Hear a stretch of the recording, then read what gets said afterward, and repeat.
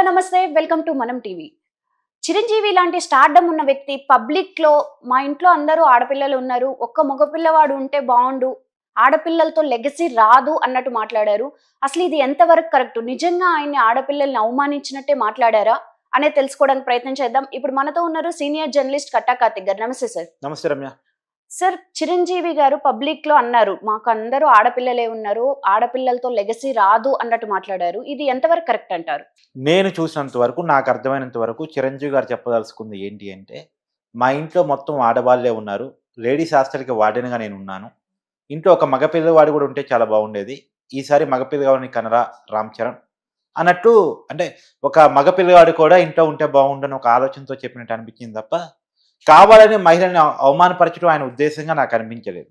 Okay. ఒకవేళ ఆయన ఉద్దేశం ఆడవాళ్ళని అవమానించడం, ఆడవాళ్ళని తక్కువ చేయడం అయితే తీవ్రంగా ఖండించాల్సిందే. కాబట్టి దాంట్లో ఒక పదం మాత్రం అభ్యంతరం.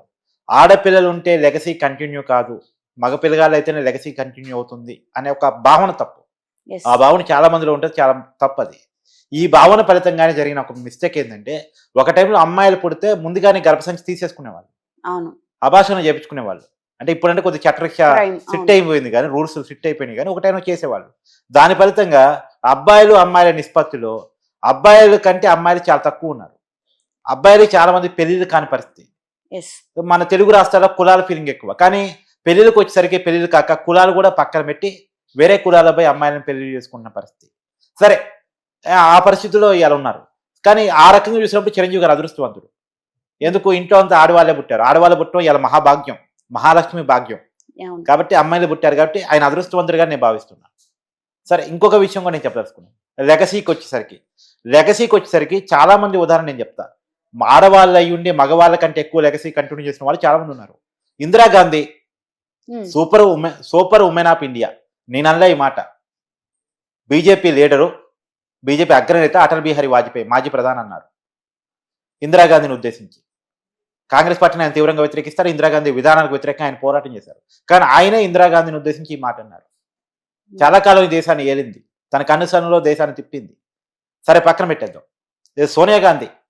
ఇలా చిరంజీవి గారు ప్రజారాజ్యం పార్టీ పెట్టి ఆ పార్టీ నడపలేక కాంగ్రెస్ పార్టీని విలీనం చేశారు. కాంగ్రెస్ పార్టీని విలీనం చేసేటప్పుడు దేశానికి సూపర్ ప్రధానిగా ఉండి కాంగ్రెస్ పార్టీ ప్రెసిడెంట్గా ఉన్నది ఎవరు? సోనియా గాంధీ, ఒక ఉమెన్. యెస్. ఉమెన్ అప్పుడు దేశ రాజకీయాన్ని కనసాగుతూ సాధిస్తుంది. ఆ ఉమెన్ నాయకత్వంలో ఉన్న పార్టీలోని చిరంజీవి గారు తన పార్టీని విలీనం చేశారు. యెస్. యూపీఏని రెండోసారి అధికారం తీసుకురాక జరిగింది తన స్టామినాతో సోనియా గాంధీ. హ్మ్. ఇప్పుడు రాహుల్ గాంధీ వాళ్ళ పార్టీని అధికారం తీసుకురావడం కాబట్టే మరి. హ్మ్. అంటే ఒక మగవాడి వాళ్ళ కాంది ఒక ఉమెన్ చేసి చూపించింది అవును. కాంగ్రెస్ పార్టీ. రెండుసార్లు అధికారం తీసుకొచ్చింది. అవును. సరే, ఇంకొక విషయం కూడా చెప్పొచ్చు. ఇప్పుడు ఈ దేశంలో మోడీ ఇలా చిటికేస్తే ఏ రాష్ట్రమైనా అధికారంలోకి వస్తుందిగా బీజేపీ. అవును. మోడీ పేరు చెప్పుకొని.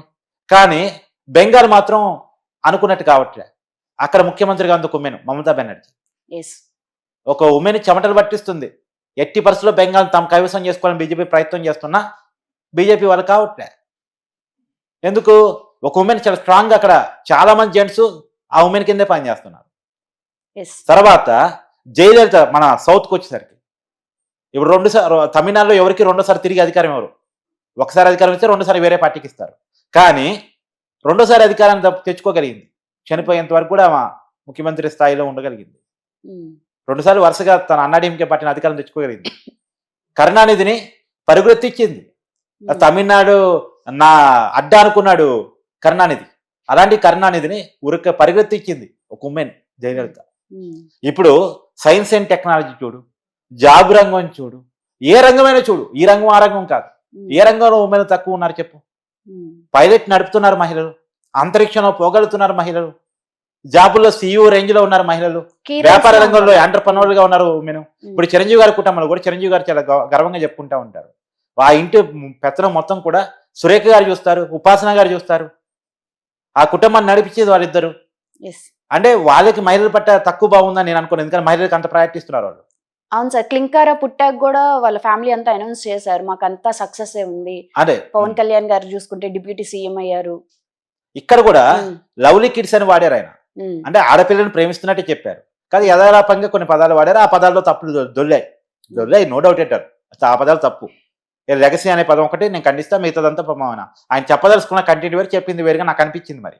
ఉమ్, కానీ ఆయనకి ఆడపిల్లల పట్ల తక్కువ బాగుందని నేనైతే అనుకోను. ఎందుకంటే ఆయన సురేఖ గారికి ఇచ్చే ఇంపార్టెన్స్, ఉమ్, తర్వాత ఉపాసన గారికి ఇచ్చే ఇంపార్టెన్స్, ఉమ్, మనవరాలకి ఇచ్చే ఇంపార్టెన్స్ చూసినప్పుడు నాకు అట్లా అనిపించదు. ఉమ్, పైగా ఆయన చెల్లెలకు కూడా ఏదో తన తండ్రి ఆస్తిలో వాటా మాత్రమే కాదు, తను సొంతంగా సంపాదించుకున్న ఆస్తులు కూడా వాటా ఇచ్చాడు చెల్లెలకు కొంత. ఉమ్, ఆస్తి బాగా పెరిగింది, సినిమాల్లో బాగా హిట్ అయ్యాడు, కింది స్థాయి నుంచి పై స్థాయి వరకు పెరుగుకుంటూ వచ్చాడు పాపం, స్వయం కృషితో ఎదిగాడు. ఎదిగిన తర్వాత ఆస్తులు పెరిగాయి, ఆస్తుల్లో వాటా కూడా చెల్లెలకు కొంత ఇచ్చానని ఈ మధ్య కాలంలో చెప్పుకున్నాడు, రాఖీ పండుగ సందర్భంగా ఇచ్చానని. ఉమ్, ఆ మేరకు ఆడపిల్లల పట్ల ఆయనకున్న గౌరవానికి మనం హ్యాట్సప్ చెప్పాలి. ఓకే. అలాంటి వ్యక్తి ఆడపిల్లల పట్ల తక్కువగా మాట్లాడతాడు కావాలని నేను అనుకోను. ఇప్పుడు ఆడవాళ్ళు ఎంత అంటే చరిత్ర కూడా చూడను కావాలంటే, ఇప్పుడు కాకతీయ పరిపాలనా కాలంలో మగ రాజులకి ఎవరికి రానటువంటి పేరు రాణి రుద్రమ్మకి వచ్చింది. ఎస్. రాణి రుద్రమ్మ ఇప్పుడు చరిత్రలో ఉండిపోయింది. ఉమ్, ఆ పేరు ఇప్పటికీ మన తెలంగాణలో చెప్పుకుంటూ ఉంటారు చాలా బలంగా. అవును సార్.